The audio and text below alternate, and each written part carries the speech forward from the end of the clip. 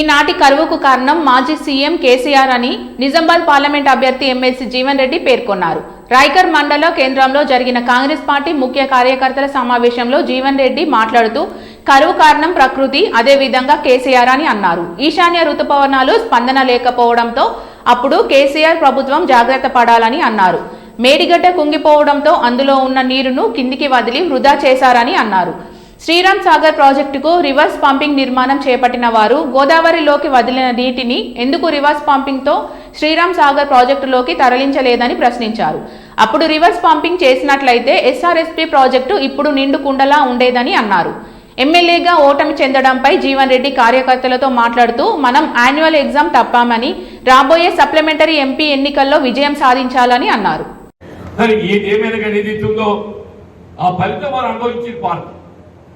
ఆ ఫలితం పార్టీ అనుభవించింది. ఒక విధంగా టీఆర్ఎస్ పార్టీ ప్రజల్లో చులకన కావటానికి కారణం ఏదైతుందో వాళ్ళ ప్రజాప్రతినిధులను విశ్వాసంలోకి తీసుకోలేకపోవటం అని చెప్పంటారు. వాళ్ళ ప్రజాప్రతినిధులను విశ్వాసంలోకి తీసుకోలేకపోవటం అని చెప్పంటారు. దాంతో ఏదైతుందో వాళ్ళ వైఫల్యాన్ని మూటగట్టుకుంటా చెప్పండి. ఇతర కార్యక్రమం ఏమన్నా కానివ్వండి చెప్పంటాను నేను. ఇవాళ కేసీఆర్ గారు ఏదైతుందో మరి పర్యటన చేపట్టిన సంతోషం నాయన.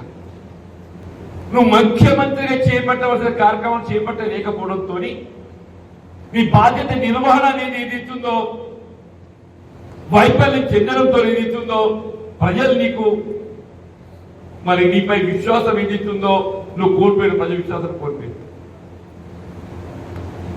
ప్రతిపక్ష పార్టీ నాయకుడిగా తిరుగుతున్నా చెప్పంటున్నా. అసలు ఇవాళ ఈ కరువు కారణం ఎవరే? రెండు కారణాలు. ఒకటి ప్రకృతి వైపరీత్యం. మరి అప్పటి ప్రభుత్వం జాగ్రత్త పడద్దే. మన దసరకు రావాల్సిన వర్షాలు రావటం లేదు.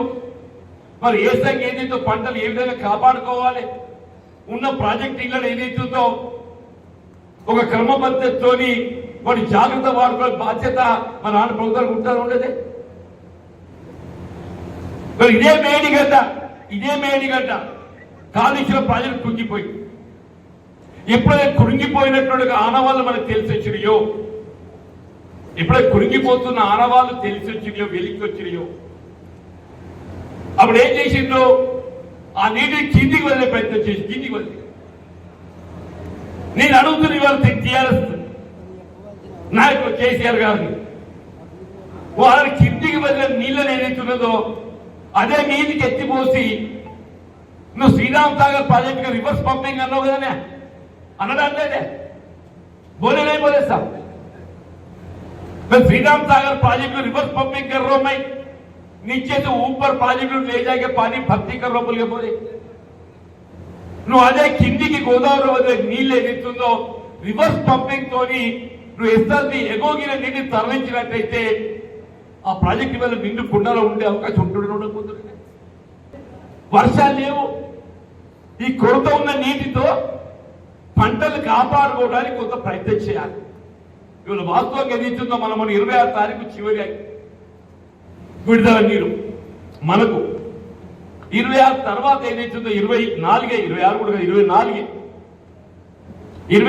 మార్చ్ 24 మార్చ్ తర్వాత 25కి వెళ్ళి ఏదైతున్నదో కింది దిగువకి ఏదో పెద్ద దాకా వాళ్ళకు ఒక సెకండ్ ఫేజ్, వాళ్ళకి 7 రోజులు వాళ్ళకి ఇవ్వాలి.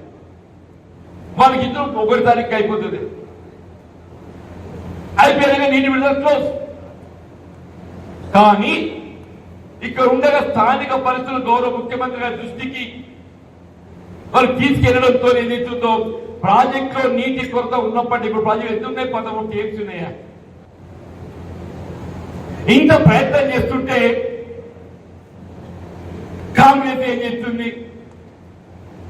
కాంగ్రెస్ పంటలు కాపాడడానికి ఏం చేస్తుందో నువ్వు చూస్తే చెప్తుందా? నా చెప్పంటున్నా,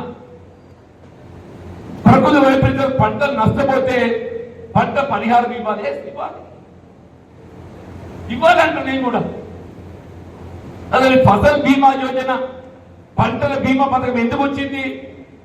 ప్రకృతి వైపరీత్యాలతో కానీ చీడ పురుగులతో ఏదైతే పంట నష్టపోతే రైతును ఆదుకోవడానికి కొరకు పంట పరిహారం చెల్లింపు చేయడానికి కొరకు ఏదైతే ఉందో ఈ పంటల బీమా పథకం వచ్చింది.